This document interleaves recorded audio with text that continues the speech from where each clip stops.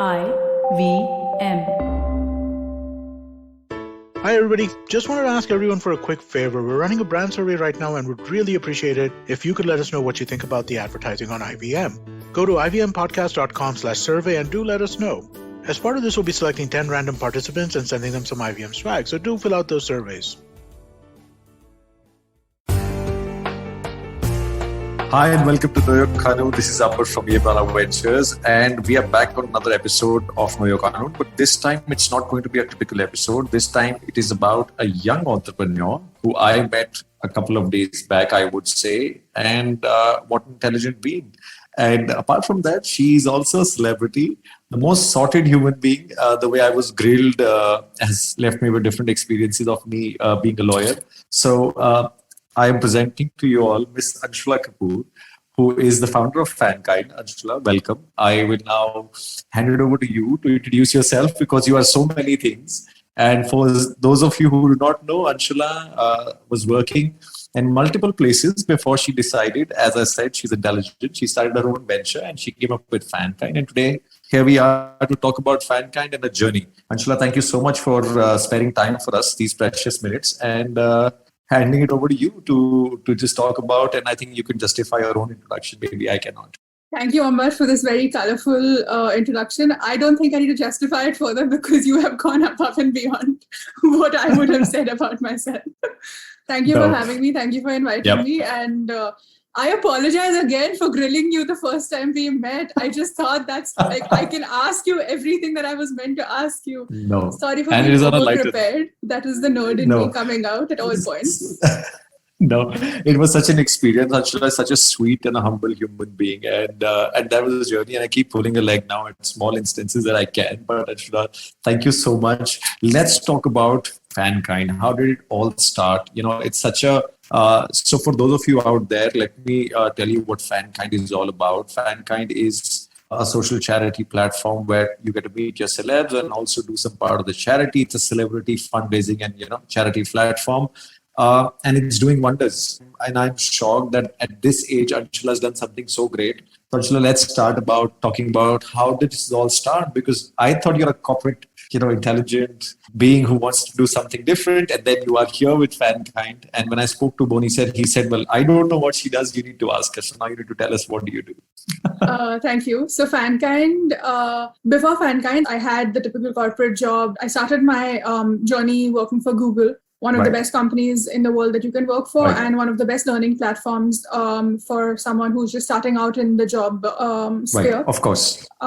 Post that, I was working at a startup, and I really liked the whole culture of a startup and the fact that there is no defined, you can't pigeonhole yourself. There's no defined job profile. Everyone is wearing multiple hats. It's very dynamic. You're constantly learning. You're constantly on the move, and you're constantly having to adapt. That environment really spoke to me. And I thought that is something that when I looked at what I want to do with my life and my future, I wanted to either be a part of startup culture forever, which is not something that you can do because startups at some point evolve into larger and bigger beings. Or I could start my own startup with everything that I've picked up over my journey, working for various companies, various startups, etc. And that's actually how the idea of Kuch Karna Hai started. How that Kuch Karna Hai became Fankind actually was very organic.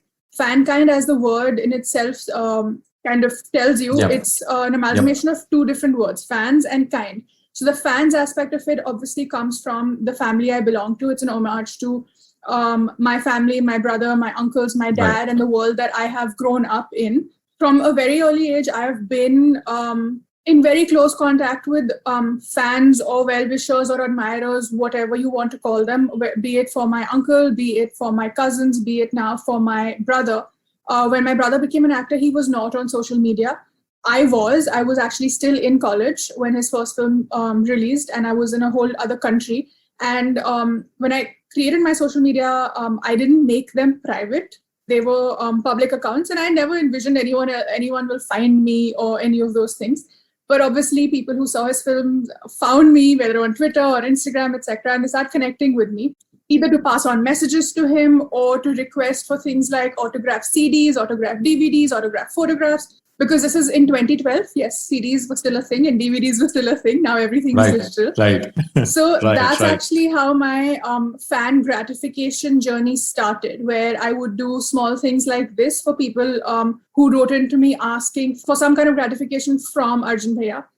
That's the fan aspect of Fankind. Now, coming to the kindness aspect of Fankind, that for me is it comes from the learnings that my mother has always given me. So as you can see, Fankind for me is me taking my family's learnings forward on both ends of the spectrum. My mother was always of the belief that if you come from a place of privilege, or if you have anything of value that you can add to the universe that you're living in, you must give back. That giving back does not always have to happen in kind. That giving back can even be something on the lines of your skills. So my journey with the whole giving back aspect of things actually started because that was something that was really close to my mother's heart. And she inculcated that as a value in me ever since I was a school-going child. My mom passed away in 2012. So for me, when I first thought of doing something of my own, all that I have of my mom are her values that are left behind. So it was very important that I somehow find a way to ingrain that into the ethos of whichever company I'm creating. It just happened to happen a lot more organically in Fankind, where I'm able to create an entire universe to kind of give back to NGOs on ground in the country that are doing phenomenal and exceptional work, even pre-COVID. That's actually when Fankind started. We were in the pre-COVID world. So that was how Fankind came together. A little bit on what we do is Fankind is a platform where you get to interact with your favorite celebrities. Pre-COVID, it was in person. Now it's more virtual in the form of video conversations, etc.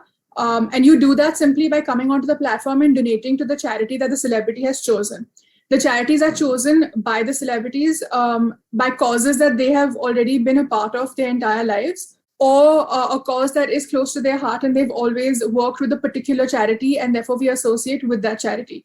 So something unique about my platform is that when you come onto Fankind to make your donation or to enter into the experience which is happening at that particular point, the donation money directly goes into the bank account of the NGO. It does not come to me at all. From the payment gateway itself, that split takes place and your donation directly goes into, we have a philanthropy partner on board called Give India. They are an NGO themselves. And Give India works like an umbrella organization with over 600 NGOs underneath them. So all of the money hits Give India's bank account first, and therefore the user or the fan who has come onto the platform directly gets the tax exemption certificate, the ATG certificate if you're an Indian citizen, within minutes into their inbox, because the money that you have put onto the website has already hit the NGO's bank account.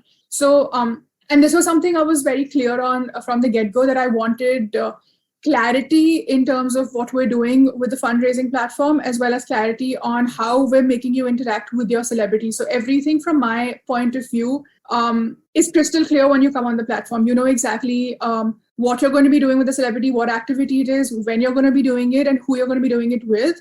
And you also know where your money is going, how it's helping per unit cost. For example, if you're donating to help educate a child, you know exactly where that child is going to be located in India. And you also know how you're helping that child, and your money is helping them for how many months or to procure what asset. So we deep dive with Give India to that extent that we know exactly what the micro campaign is. So it's not our bid, like आप किसी की education में मदद कर रहे हो, आप किस तरीके से मदद कर रहे हो, आप किसको मदद कर रहे हो. All of that is information that's provided to you. Superb. You know why? So when I sat with Anshula, let me tell you, guys, you know, she's very tech savvy is one thing, entrepreneur is one thing. But when I come to the tax aspect of things, and when I come to the overall knowledge as an entrepreneur, Anshula is sorted. All right, guys. So when I wanted to do the Fankind thing today on the show with her, because I knew, you know, the amount of knowledge it goes. So when people listen into our show to say that I want to start a business, you know, I talk about laws, I talk about things. You need to be that tech savvy. You need to be that intelligent to know the basics of how the business gets connected. And you know, you see what Anshula is talking about whether it's ATG, where the money is going, the percolation. Anshula, who came up with now let's come to the second part of things. I know you're a brilliant organizer. You are also a good administrator, and attention to detail is one of your fortes. All right. So when I say all of this, and you know, now also another point before I come to that, any business when you start this, it needs to be built on ethos, as she said very rightly, and law aspect comes later on, and what you need to do, what registration needs to be done. It has to be driven by ethos. So all entrepreneurs who do listen into us, or law graduates, etc., who want to start, there has to be a base plate which drives you, because your business as a business, let me talk about that later on, but as a business, even for it to flourish, there has to be a base plate that says, what does it stand for? And Anshula very rightly has put something so deep that, it stands for her values, her mother's values. We all know about that. So Anshula, great going on there. Now let's talk about Anshula, the administrator. That's what I want to bring out of the show, that you are a brilliant administrator. And how did you structure the whole process? How did this happen in the next phase? Because you see, you set up something, it's running. You have people who are supporting, but at the end of the day, someone takes stock of how and what has happened during the day, what has been the status, how is the audit going, who's in charge of what, actual things happening on ground. Listeners would be really interested to know, how does Anshula manage all of that with everything on a plate? Because she, by the way, manages a lot of things. I will not divulge all, but Anshula manages literally everything and anything. And a brilliant administrator. Let's get that out from you as an entrepreneur, a young entrepreneur. So the core model of Fankind is we have specialists who are great at their jobs doing each particular vertical and task that's needed to be done, so that they can achieve it at a level of perfection that is acceptable and achievable, instead of me doing everything. So yes, delegation is the core aspect of how Fankind works. The brand team is a very small unit. We do most of the logistics and administration work ourselves. But then we have specialists in each field. For example, our philanthropy partner being Give India, for us, they take care of A to Z of everything to do with the giving and the donation aspect, whether it is defining, whether it is managing the relationship with the NGO for whom we have crowdfunded, whether it is defining the micro campaign, whether it is doing on-ground due diligence, whether it is doing financial due diligence, whether it is doing accounting, A to Z of everything, basically hand-holding the NGO up until the funds are used. And also in an instance, for example, like no one was expecting the pandemic to be the pandemic the way it has been since last year. When the first lockdown was implemented in 2020 in India, we had just finished accumulating funds for one of our campaigns. The fund was supposed to be used by an NGO in Ahmedabad called Saath to help with Balghars. Balghars are pre-primary schools for children. So these were 6 balghars that were essentially for urban slum dwellers across Ahmedabad. Of course, with the lockdown, the balghars had to be closed because children cannot be coming to school or to preschool. But the funds had been collected, and the NGO themselves pivoted to helping families of the children that they would have technically had in their schools by educating them on the new sanitary practices needed so that they can avoid getting COVID. Educating them on how to not get COVID, how to protect their families, what to do while being at home, and also how to kind of help their children who are now at home with the parents and not being able to come to the balghars. So the money was instantly, we had to do a pivot, and the money had to be used for the purposes that the NGO was currently using. Give India, for example, will help us with these things, because the NGO will tell Give India that, okay, I know we defined the campaign, micro campaign to be X, but the money is needed for Y and Z right now. Do we have permission to use it? These are the new economics for the same. So, of course, because the money was collected from a celebrity's point of view using their name, we had to check with them to make sure that they are okay with the new scheme of things. And obviously, we had to disclose it to all of the donors that this is how your money is now being used. So we ended up helping, I think, more than 2,000 families in that sense. But it was an instant pivot, and it would not have been possible had I not been privy to a relationship with Give India and had them to kind of make sure that the vertical of giving is completely taken care of. So if that delegation would not have been taken care of, and if I was the one liaisoning with each and every NGO, we probably would have faced a lot of delays, because at that point, I was pivoting my business to an online model as well. Our tech was undergoing an entire revamp, as well as there was a lot of chaos that was going on with every business and every family during the beginning of COVID. So in that sense, Give India is just one example, but we have delegated to specialists who work with us, whether it is for something as simple as social media, something like marketing, anything that is needed for a business to run.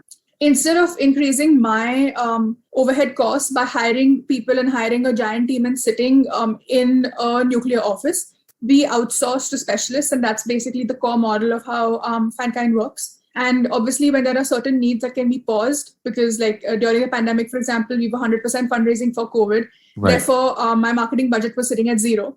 So we paused our relationship with the marketing company because there was no way I could pay a retainer if they were not doing any work for us. And if I was not, and as a company, again, it goes back to what we spoke about ethos. It didn't feel correct for me to make a profit off of COVID. Therefore, when we but at the end of the day, we are still a business. So we decided that till a certain extent, as much as we're capable of, 100% of the proceeds will go to the NGO. Until we are able to do that, post which we will retain as small as a 5%, literally to cover the bare minimum overhead cost that exists. So from that 5%, we then for some campaigns were able to make it 10%. Then the second wave hit, we had to go back to 0% because with the way the country was, it again felt very insincere, making money off of people who were finding it difficult to even find beds and oxygen supplies. Of course, yes. So, in a way, we have to be agile, and in a way, we've had to put the needs of others before the needs of our own company. Obviously, there are people who are going to have lots to say about that. For a startup, for an entrepreneur, your bottom line is always important. So obviously, overlooking that it was a very personal decision, and it was a decision that I came to after having conversations with our investors and telling them of how the runway will have to be extended, and the profitability or the incoming revenue that I had projected in the first 3 years will probably now become in the first 5 years or the first 6 years, because it does feel insincere for a social platform to profit off of something like COVID. Absolutely. Another interesting point. So guys, you should listen to Anshula when she's giving I think we'll send my guys over to you to help us with our administration as well, because we are really bad right now. We are lagging. I always have fights with the internal team as to how things are. So we will let Anshula, thank you so much for giving me this information I did not have. We will engage you professionally to help sort out. If you are engaging me professionally, I am happy to help you. Amber is just very fascinated and very enamored by the fact that everything for me happens on Excel sheets, and everything for me is very planned out. So the first Excel that came out from Anshula to be whatever work we were doing was so precise that when I gave it to our vendors, they were like, "Oh my God, you don't need to move anywhere. There is everything in just an Excel sheet which is measured to inch." And that is how it works. So I think precision, and that's what I was talking about, that, you can be the entrepreneur, you can start something, but the finesse and knowing the blocks is important. Anshula, no, this is a tough space to be in. Social charity in India, there is every day you hear, it's a tough space to be in. You have competition, you have criticism, you have positive reinforcement, and then there is suddenly a swing where people say, oh, just because you think you can do it this way, you want to do it. But what I have seen with you guys, you're new, but you're making an impact. Like, you talk about how many families you guys helped, but the gratification that you get out of this towards the end, only an entrepreneur knows that, where the venture is heading. But, you said it comes from a fact that where, you had some ethos which guided you to be, kindness has to be a forte of this business and be here. But sometimes as an entrepreneur, do you feel it's a risk that you've taken? Is it a calculated risk, or have you just, what the gut said, you went for it? How did that happen? Because now let's test that as an entrepreneur. I want to hear from you. It is a risk. It's a huge risk. I mean,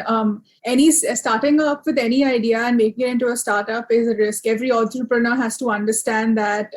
Firstly, it's a lonely journey. You know that when you're starting off a business. You can be the world's biggest planner and thinker, but the things that come towards you, even in your first week or first month of actually starting off, aren't things you can prepare yourself for. So there's very little risk mitigation that you can do anyway in the startup ecosystem, particularly here. But in my space, more so, because firstly, it was uncharted territory, not just for me, but as a space in itself, it was uncharted. Right. We have pure fundraising platforms in our country that do a phenomenal job. We have NGOs who fundraise for themselves through on platforms and on their own through their own channels as well. But we didn't have a structured platform where the power of celebrities could be used for social good. So of course, there are certain advantages that you have when you open the door for the first time and there's no one else sort of you're not in a queue of 30 other people who have had similar ideas and who are at the same stage. But of course, once an idea or a genre is created and it sort of shows that there is a little bit of positive movement there, it does start to get cluttered. But I don't look at this as competition, because at the end of the day, I'm coming from a place where I genuinely want to do good. So if with me, there are going to be 10 more platforms that are doing something similar, and all of us are together creating an impact, it's 10x of what I was capable of doing, which I'm completely okay with. And I'm a realist at the end of the day. I'm not going to live in a bubble thinking that I'm never going to have competition. When it comes to the topic of whether this was a calculated risk or not, no. When I started off, this was also my first venture as a founder. And I'm also a single founder. I do not have a co-founder. So every decision that I was taking was primarily dictated on gut or the brain that resides in your digestive and intestines. But yeah, I was mostly relying on just what felt right at that point. Of course, I have made so many mistakes along the way. Now I can even talk about some of them. But that's how I've learned, and I'm hoping that I've learned. Those are the lessons that we've kind of taken more from than from our successes. But up until even 2 days ago, every decision that you make, yes, you can make your SWOT analysis, and you can have team discussions, and you can you can talk to your mentors, and you can talk to industry specialists. But at the end of the day, no one can. Firstly, we're still living in a pandemic world. No one can predict anything. There is a dearth of information. There are no statistics for you to fall back upon. You're in an industry, in a genre, in a space, in a vertical, in an industry that you're basically creating as you go. So you're going to have pitfalls, and you're going to have to rely on yourself more than you rely on anyone else. And you also have to have the ability to accept that, yes, you are not perfect. You will make mistakes. Some of those mistakes will cost you dearly financially. Some of those mistakes will cost you probably in other ways. But you can't live in a world where you expect yourself to make no mistakes. That's just unrealistic. And at the end of the day, there is just so much responsibility that you can put on your team as a founder or as a CEO or as the main karta dharta of any startup. The responsibility is on your shoulders. So you need to be able to digest the fact that anything that goes wrong is on you. Anything that goes right is you plus the team that helped you achieve that. And for me, my gut is like the only thing that has that like drives me in any kind of direction. And of course, that's a whole other discussion on like whether it is right or wrong. But that is all absolutely. I have to fall back upon at the end of the day. Right. No, absolutely. And this very important point that Anshula has made is, first of all, the gut feeling. Secondly, the vision to go there. Thirdly, you learn on the journey. Now, we have a couple of more minutes because I don't want to take much of your time. You've already given us great information on how this is structured. Anshula, tell me, how gratifying is the experience when you see a fan? That's the best part of being in India. When a fan meets the celeb they want to meet. So my fan moment started when I met Boni sir, when I met Arjun, when I met everybody, when I met Anshula. I was like, okay. But imagine a fan I meet and I say, hey, we are here, and and I know that whatever we have done goes for a cause. How, as an entrepreneur, because that's a business that gratifies you not only monetarily but emotionally also. Something like that. I mean, I can just imagine. But let's just talk about your first feeling on the very first success that you had in your coming years. So the gratification for Fankind is two ways, right? One is the fan, and the other is when you actually get first person interviews, etc. From the NGO from on ground. When you get a video of a girl who you've managed to fundraise a tablet so that she can now sit in her house and learn because her school is shut. There is gratification coming in from there, as well as of course, like the first-hand gratification that I am always going to be privy to will be the gratification of the fan, because I interact with them directly. Whether it is to tell them that they have won, our team is, again, like I said, it's a very small team. Whether it is in-person experiences that we did pre-COVID, we used to go pick them up from the airport, give them the entire VIP treatment, put them up in a hotel, give them like a hamper in the hotel with like gifts and goodies, basically everything that a celebrity experiences when they are welcomed in a new city. We would do that with the fan. So of course the gratification starts from right that minute, but that the first moment when they see the celebrity face to face, whether it is on a Zoom video call or it is in person, face to face, the emotional reaction, sometimes it's laughter, sometimes it's disbelief, sometimes it's tears. We've had one fan who's seen the celebrity, and instead of like running towards them, they have run backwards because they didn't know how to process it. So they were like, is this real? Like, can I take a few steps back and like keep a little bit more distance till like I accept the fact that you are in front of me? We've had fans who have seen the celebrity come out for the first time, For example, Sonakshi Sinha, the first experience that she very kindly did with us, it was in the experience was in an arcade. So we had booked out an entire arcade just for her the fan and the Right. fan sister. And as soon as Ashweta, who was the winner, who was the fan, Right. saw Sonakshi come out of the elevator, she has literally run to Sonakshi to hug her and just started crying. So we've had similar experiences, and just seeing what that moment feels for them is extremely gratifying, because I have, like you said, you're very kind. You have mentioned people from my family that you have met, but I have genuinely been a fan of Hrithik Roshan. And the first time I met him, I had no words. I couldn't speak. I was holding a bag in one hand and my phone in the other hand. My hands have opened up and the two things have fallen to the ground.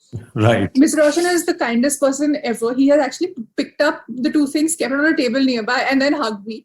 I have not even had the presence of mind to hug him back. And I come from this world where I probably had met a celebrity or two before. Right. And I was not a child when this happened. I was 21 when this happened. So there's no excuse of you being a child and not knowing how to behave in these situations. Because I have been there and I have been literally stunned with, like, you know me, you know how much I can talk, as do all the listeners now, because I have not stopped talking this entire time. That's why you're on podcast, right? I had no words, I had no emotions, I was numb and in shock.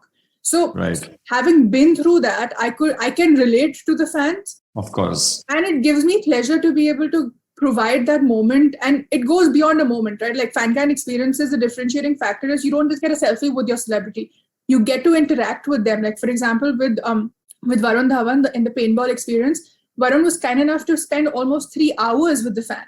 With Alia Bhatt, it was the same thing. We baked a cake. So technically you can bake a cake in 45 minutes. But Alia being Alia, she's so large-hearted that she was there for 2 hours with us. And she realized that the week before the actual baking experience took place, it was the birthday of the winner. So the cake that we have baked, we have separately, like, the baking was happening in the kitchen, and the outside area where there was like a seating area, we've organized a little bit of like a celebration with like a birthday banner and like all of that. So the cake that they baked together could actually be cut.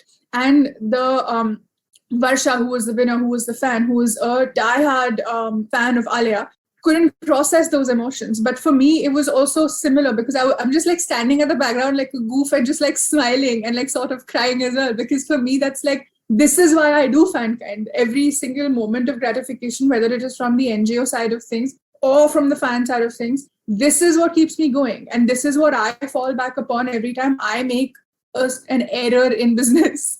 I fall back upon these moments. So I catalog them, and they're the most important thing to happen for us in our journey. Yeah. And you rightly said. Now, Anshula, so when I for all the listeners, when I wanted Anshula to come on the show, she said, I don't know anything legal. I don't know what will we talk on the show all about. And I said, well, you know what? You have enough information which I can formulate it into a legal, a learning experience. The last part of every business, not last, but one of the major parts of any business is seeing the gratification that you get from the venture which you thought of, and how it is going and how people can correlate to it. Imagine making 1 million people smile at the time when they get to meet the person they've always idolized, and also doing a good deed. And to be a pathway between that and creating a business, people create businesses. It's only businesses that have the right kind of platform, the drive.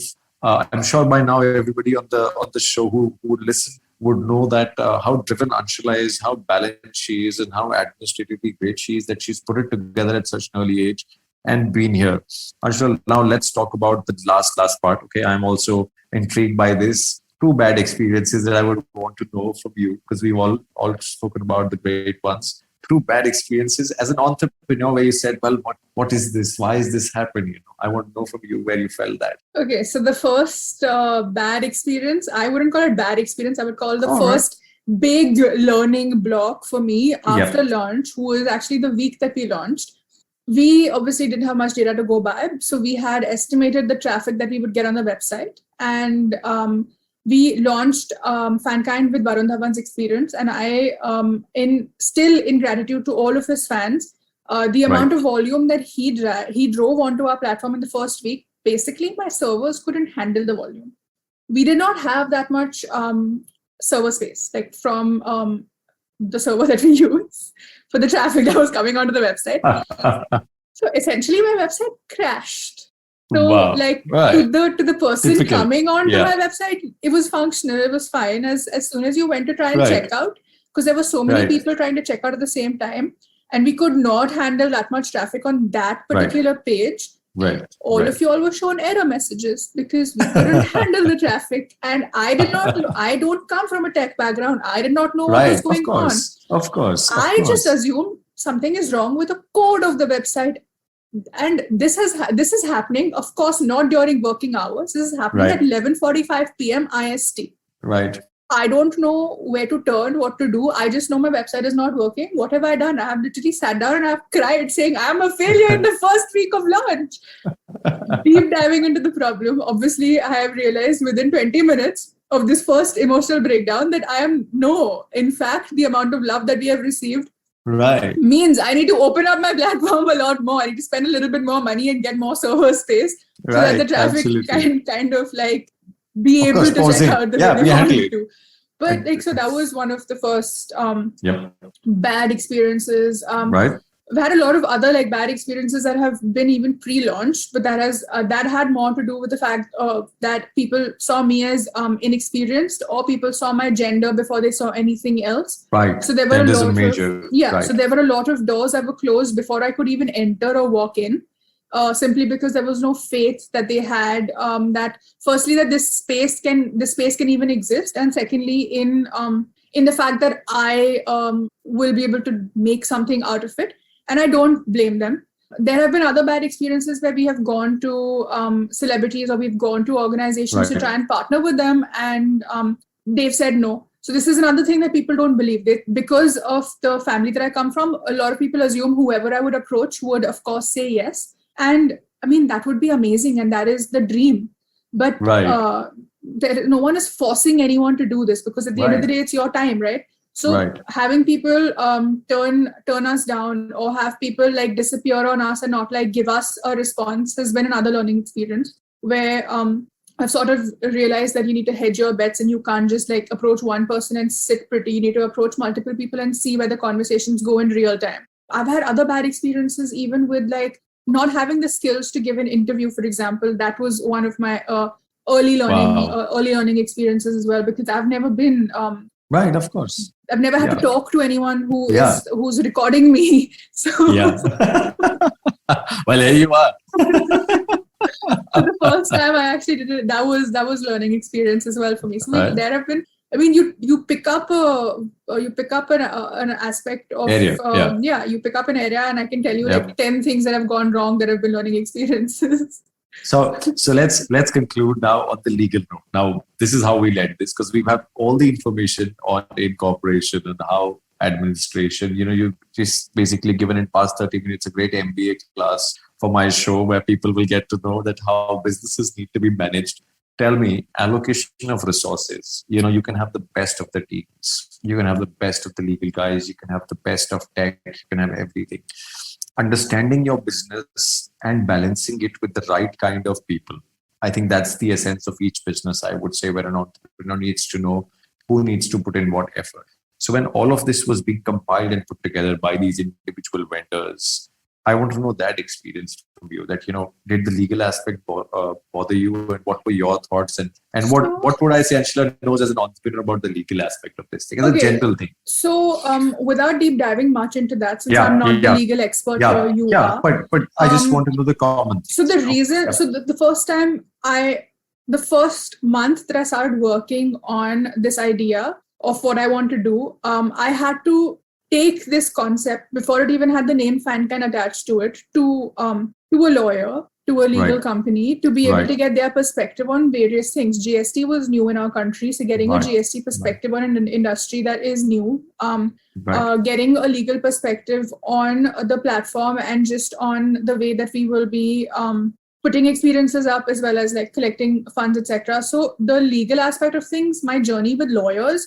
from various backgrounds started much before I could even launch, because without having clarity on that, there was no way for me to even launch the platform.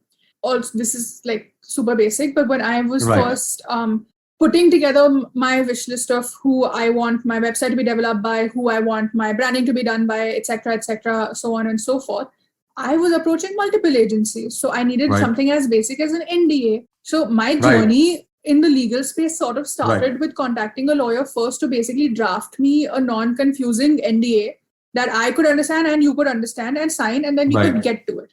So, and from the legal side of things, there are of course there are a lot of nuances for any business that you have to take care of, particularly for a business that goes online. Even something as simple as a privacy policy or a terms and conditions for a website have to be created at the end of the day by a lawyer. When you're interacting with individuals, but you're also interacting with fans in particular in person who you probably will be recording, whether it is through camera recordings, video recordings, any kind. You need disclaimers. So there's that entire aspect of things that come in when you're contracts. There are contracts for each vendor. Engagement there are each vendor. For each vendor, for each user, there are disclaimers. There are things like in the legal sense of the words, it was a great learning because there were things that I didn't even expect. I would have, even with your payment gateway, for example, there is a contract that comes into place there. There is a there's a contract that comes into place with my biggest partner, which is Give India.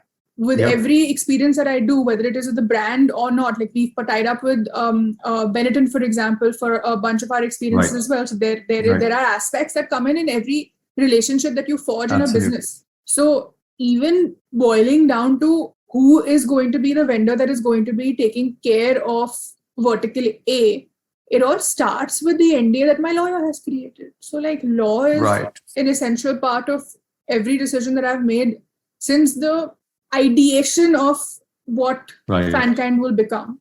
Absolutely. It has to be legally sane and how it has to be. And knowing you, I know that, knowing you a little bit that I know now, I'm sure you would have grilled the lawyers as much as we were grilled. And it was a thrill, fun evening for me. And that's when I knew that Anshula is a great entrepreneur. But, closing on that note, I to all my listeners, we did not talk law, but she's given you all the tips, and we've been so kind, and she's been so kind to have come on the show and have spared this time, because this is valuable time. And for all you entrepreneurs out there, just listen to the podcast, get in touch with Fankind. You want to meet your fan. If you are the fan, you want to meet the celeb, reach out to Anshula, reach out to her team. Fankind is all out there on Instagram, on website, everywhere. Just follow it out, and you can write into us as well, and we can probably just shoot an email and connect you to Anshula.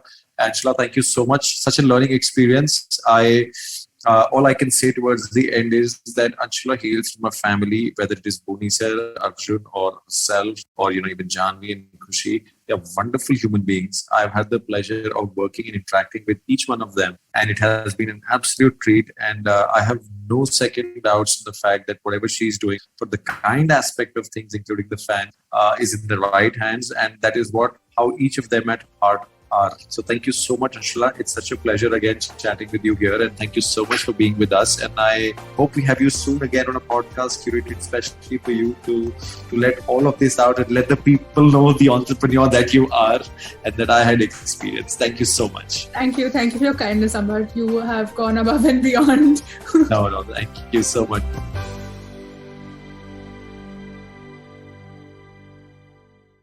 Hey everybody, it's been another great week on the IVM Podcast Network. On Storytellers and Storysellers, Vineet talks to Mansi Gupta, aka Maxplay, about her rapid growth as a female gaming creator on YouTube. On Paisa Vaisa, Anupam speaks to Sandeep Bagla, CEO Trust AMC, about the status of death funds during the pandemic and their importance in portfolios. On a show about crypto, Rohan asks the question, what is a crypto wallet? To Tarusha Mittal, podcaster and COO at Oro Pocket, Uniform and Cloud Reno. On the Life Manifesto, Zarina dives deep into the imposter syndrome and shares some helpful techniques to overcome it. And on Football Shitball, Gaurav and Savram talk about the showstopper game of the week, Liverpool versus Manchester. Do follow us on social media. We're IVM Podcast on Twitter, Facebook, Instagram, and LinkedIn. And remember, if you're enjoying this show or any of our others for that matter, please do tell a friend. We really appreciate you spreading this. Word of mouth helps a lot. And finally, this week, we'd like to thank our sponsors, Cred, Bank of Baroda, Quarter, CoinSwitch, Kuber, Slay Coffee, and Intel. We really appreciate the support. From uncensored and unfiltered chats with the who's who of the entertainment industry, I, Siddharth Kannan, Bring your very hardcore chat show called Candid Kanoon. Tune in every Friday on the IVM Podcast app or wherever you get your podcasts.